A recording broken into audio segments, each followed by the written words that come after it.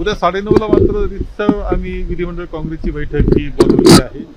साधारणतः पुन्हा आज समजतंय की 20 तारखेला पुन्हा अधिवेशन 1 दिवसाचं असं समजलेलं आहे. या सगळ्या गोष्टी चर्चा उद्या आम्ही करणार आहोत आणि 26 तारखेला पुन्हा बजेटचं अधिवेशन सुद्धा होणार आहे.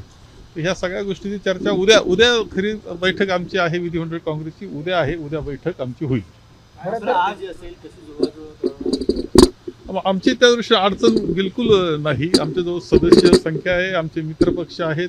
आम्ही सर्व मिळून व्यवस्थित पद्धतीनं आमचं यश हे राज्यसभेला मिळवू शकतो. खरं तर बिनविरोध होण्याची चिन्ह दिसतात, मात्र तरीही काँग्रेस खबरदारीचा नाही असं असतं की शेवटी निवडणूक आहे, निवडणुकीच्या पद्धतीनं जावं लागत असतं. मला असं वाटतं की बिनविरोधच होईल, परंतु शेवटी जी गोष्टीची काळजी घ्यायची असते ती घ्यायची असते. नॉमिनेशन जो असतो उमेदवारी अर्ज तो व्यवस्थित भरलाच पाहिजे, कागदपत्र जोडलेच पाहिजे. मला नाही वाटत असं आणखी कुणी उमेदवार देतील आणि निवडणूक करतील असं मला आता तरी वाटत नाही. कायम महाराष्ट्रामध्ये व्यवस्थित पद्धतीनंच आपण त्या गोष्टी हाताळत असतो, तसं हाताळतील सर्व अशी अपेक्षा आहे. मागच्या वेळेला तसा प्रकार घडला होता.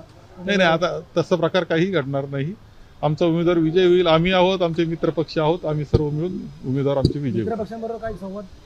मित्रपक्षांबरोबर संवाद आहे, सुसंवाद आहे. संयुक्त मीटिंग वगैरे उद्या नाही तशी आवश्यकता आता तरी नाही. ज्यावेळेस गरज लागली तर तशी बैठक घेऊ.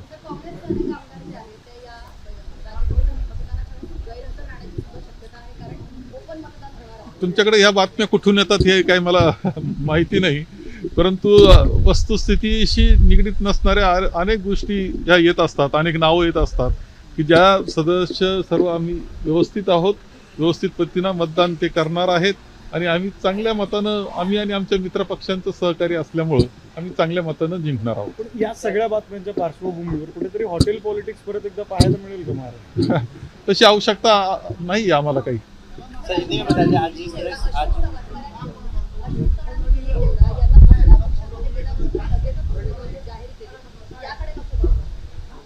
एक तर याच्यामध्ये दिसतंय की आता 6 पैकी 3 तर खरे काँग्रेसचेच आलेले आहेत. गेले सोडून हे खरं आहे, परंतु म्हणजे भारतीय जनता पक्षाला आणि त्या आमच्या जे आहेत आता सत्तेमध्ये आहेत त्यांना काँग्रेसची किती गरज आहे हे सुद्धा दाखवत आहेत. म्हणजे त्याच्यामध्ये मान्य अशोकरावजी आहेत, मिलिंद देवराजी आहे, हंडोरेजी आमच्या काँग्रेसचे आहेत.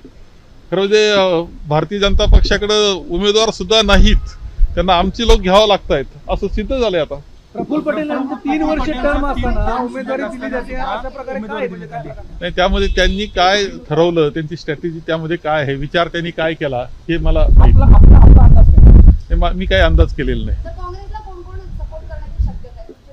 नाही आमच्या आहे आमच्या मित्रपक्षामध्ये राष्ट्रवादी आमचा मित्रपक्ष पवार साहेबांची राष्ट्रवादी आहे, उद्धवजींची शिवसेना आहे, आमच्याबरोबर CPM सुद्धा आमच्याबरोबर आहे, समाजवादी आमच्या बरोबर आहेत आणि हे सगळे मिळून सुद्धा आम्ही चांगल्या पद्धतीनं यश आमचं मोठं राहणार आहे.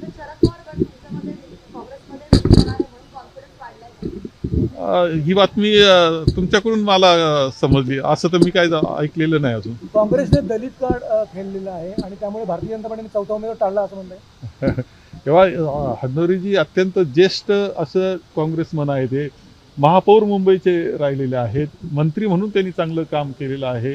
अशा प्रकारचं ते व्यक्तिमत्व आहे की जे राज्यसभेला जाण्यासाठी अत्यंत योग्य होतं, म्हणून त्यांची निवड करण्यात आलेली आहे.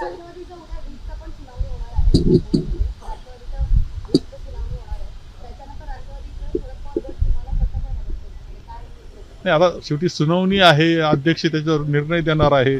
ती न्यायालयीन टाईपची प्रक्रिया ती आहे, न्यायिक प्रक्रिया आहे, त्यावर काही बोलणं योग्य होणार नाही. आज बैठकीसाठी हा दिशान आमच्या बरोबर आहे. वडिलांचं काय त्यांना माहित नाही, म्हणजे मला माहित नाही, पण दिशान आमच्या बरोबर आहे. ABP माझा, उघडा डोळे बघा नीट.